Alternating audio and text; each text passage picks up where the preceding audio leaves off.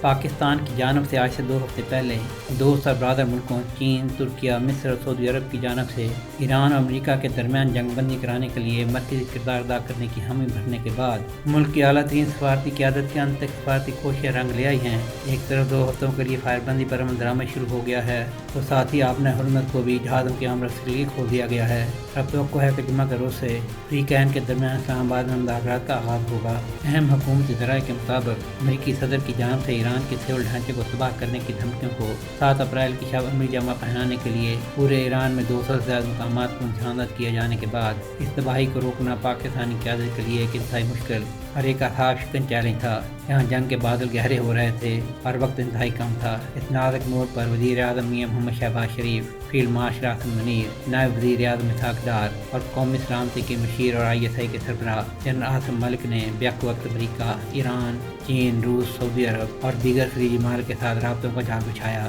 جس کے دوران مسلسل رابطوں کا سلسلہ 20 گھنٹے سے زیادہ جاری رہا۔ ذرائع کا کہنا ہے کہ اب امریکہ اور ایران کے درمیان مستقل جنگ بندی کے لیے مذاکرات 10 اپریل جمعہ کے روز اسلام آباد میں شروع ہو رہے ہیں۔